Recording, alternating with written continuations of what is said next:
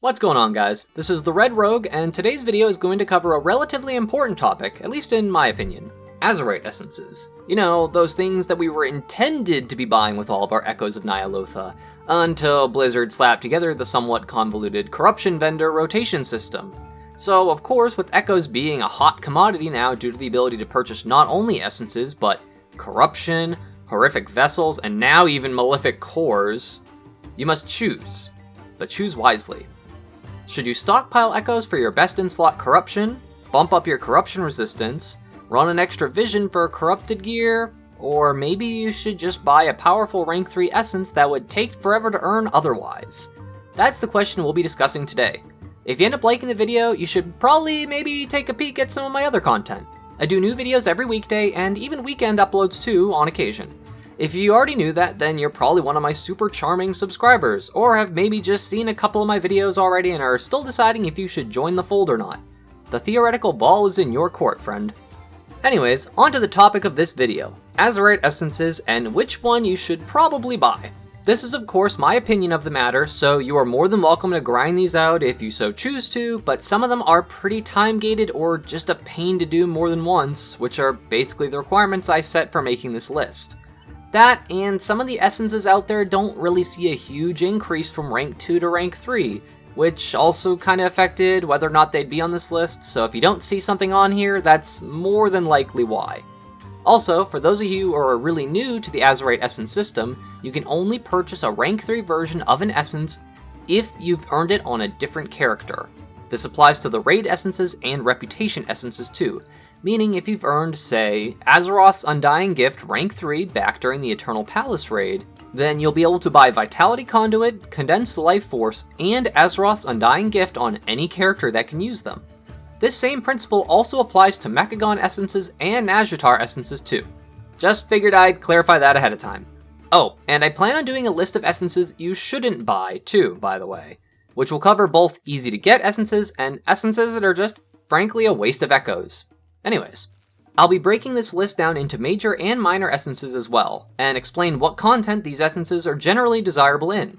I feel this list is pretty complete, but if you have any input or opinions on the subject, feel free to comment below so we can all have a little more insight on what determines a worthy essence to spend those Echoes you've been grinding out while waiting for Masterful rank 3 or something else to come around. Generally speaking, I'd be more inclined to only spend Echoes on something you'll be using as a major essence. However, some of these minors do offer an exceptional amount of damage or healing increases too, so this will kind of come down to what you value more for your character. I'll start with major essences, as frankly, these are the ones that will have the largest impact on your character in regards to their playstyle / throughput. Generally speaking, there are plenty of major essences that prior to rank 3 are already very powerful, so this list will also depend on the rank 3 version being a potent damage or healing increase over rank 2. First and foremost, as I'm one to be more interested in DPS specs, is Blood of the Enemy. This is more or less one of the most commonly used major essences for more specs than I can even count, due to its strength in both single target and AoE. It is quite literally the jack of all trades in terms of major DPS essences. It's also, in my opinion, one of the most frustrating essences to get, as it requires a fair amount of time invested in battlegrounds. To be specific, it takes earning 30,000 honor from PvP islands, battlegrounds, epic battlegrounds, or brawls. Yeah. So, if you hate PvP, this is a bear of an essence to earn.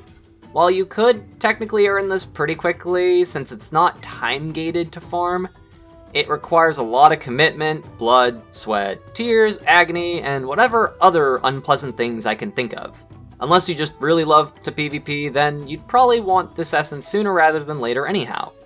For those who haven't used this essence before, basically it's an AoE attack that will cause any enemies hit by it to take 25% more damage from your critical hits and increases their chance to be critically hit by the same amount. So for a majority of classes, this results in some very impressive AoE damage and even nice single target bursts too, so yeah, it's really awesome and definitely worth spending Echoes on if you don't want to do the grind again, because I sure don't. The other DPS essence I'd recommend purchasing is Condensed Life Force. This was the DPS rating essence from the Eternal Palace and required killing certain bosses for aqueous reliquaries to make each rank of this essence. I'm sure you can already see the problem with this, as it means not only is it extremely time-gated, it's also old, irrelevant content that you'd have to form custom groups for just to earn. This essence, unfortunately, is still a highly desirable single target option for a vast majority of specs in the game, so yeah, this is one I'd definitely spend Echoes on if you plan to raid a lot. This essence will spawn a Guardian of Azeroth, which will pelt Azerite spikes at your target. Not only do these spikes do some AoE, the essence also gives you a stacking haste buff and a damage increase against the target hit with said Azerite spikes. So yeah, definitely a very good option to have in your toolkit. There are also a couple oh geez, I really have to say this word, don't I? Just thinking about it makes me sick. Okay, there are a couple healing essences that are worth spending Echoes on. I'm gonna need to gargle hydrogen peroxide after saying the H word. One sec. All joking aside, for raiding Resto Druids and Discipline Priests, the Ever-Rising Tide shows to be the most popular major essence, which makes quite a bit of sense as the Overcharge Mana major ability gives an impressive 10% haste buff, and both of these classes tend to stack a lot of haste. It not only works out to be a pretty nice ramping heal increase due to the major's 4% stacking heal bonus effect, but also a good miner, since it'll either give you a small int proc or a fair bit of mana back.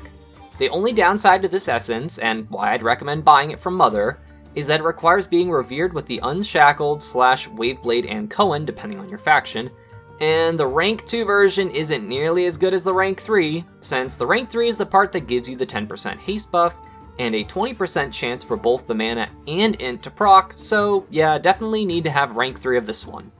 Next we have yet another Eternal Palace essence, the Vitality Conduit. It's basically like having a pocket spirit link, as it gives you the ability to even out a target's health by transferring health from other allies, and gives a nice absorb shield on people that health is transferred from. This is quite a popular major essence for Mythic Plus, primarily for Resto Shamans, though I have seen some priests and druids run this one too. If they're not running a DPS major essence, that is. Since this is another Eternal Palace essence, it's naturally a pain to earn the original way at this point. Therefore, if you're one of those specs and heal Mythic Plus pretty often, you might want to pick the Vitality Conduit up. Okay, so now we're on to the minor essences of the list. The same stipulations will apply to this portion as well. For the first one, I figured I'd get the big boy out first, Conflict and Strife. Seriously, there are more specs using this as a recommended minor than any other minor essence in the game, I think. This minor essence gives a sizable amount of versatility when you either use a spell / ability, or become the victim of a movement impairment or loss of control. And it has like 10 random proc per minute and can proc off your corruption slowing you, so yeah, this is like free versatility all the time, which is a free flat damage / healing increase and damage reduction. So yeah, pretty OP to the point that they had to nerf this essence in PvP. Speaking of PvP, yeah, to earn this, you have to grind arena ratings, and it takes several weeks to do this since the item comes from your PvP cache. So yeah, definitely worth buying this if you've earned it and don't want to grind out arenas again. Next on the list is our first tank-specific essence, the Nullification Dynamo. This beefy magic absorb shield comes from the Rust Bolt reputation on the island of Mechagon. Due to this, it's very time-gated to earn, which is a shame as it's an exceptionally popular minor essence. Not only does it count as a magic absorb, it also deals damage based on the amount of magic damage it absorbs, so yeah, pretty freaking sweet. This, of course, does require the user to be taking magic damage, so this sees very effective use in raid, but can be hit or miss depending on the Mythic Plus dungeon you're currently doing. Still, a very worthwhile minor essence that just takes a little too long to earn naturally. Another healing essence for the list, the Well of Existence, is a potent minor essence for your specs that tend to overheal, i.e. Holy Priests in both Mythic Plus and Raiding, and pretty often for Resto Druids in Raiding too. This minor essence will basically stockpile some of your overhealing and kinda sprinkle it on your group like sprinkles on a donut when they need a little extra topping off. Donuts. But yeah, essentially it helps you prevent your overhealing from being entirely wasted, which for classes with a lot of rolling hots, especially ones you can't really control like Holy Priest's Mastery, this is a nice way to not waste nearly as much healing. This is another Rust Bolt reputation essence, meaning if you don't want to grind this rep on your Holy Priest or Resto Druid, you might want to buy this through Mother. Next, we have probably the most commonly worn minor essence in the game, if you're a DPS at least, Breath of the Dying. This essence is one of the new ones introduced with patch 8.3. It basically works like Crucible of the Flame if it was getting ripped at the gym 5 days a week.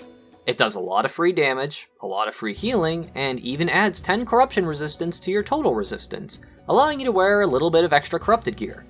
This essence sees a huge damage increase with rank 3, meaning you'll want the best version of this pretty quick. Unfortunately, rank 3 is tied behind Revered with the Ultima Cord, so yeah. If you want some free DPS that won't result in tentacle slapping or things from beyond due to corruption, then this would be a worthwhile expenditure of some Echoes, as rank 3 is a pretty big DPS increase over rank 2. Overall, there are quite a few essences that are definitely worth spending Echoes on, at least in my opinion.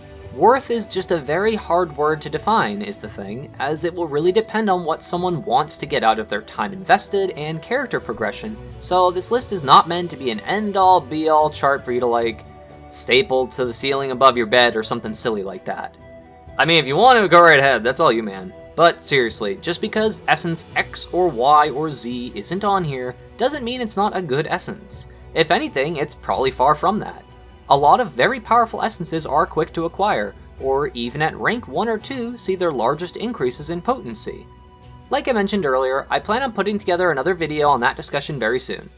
I hope you guys liked the video, and thanks for taking the time to check out the channel, by the way.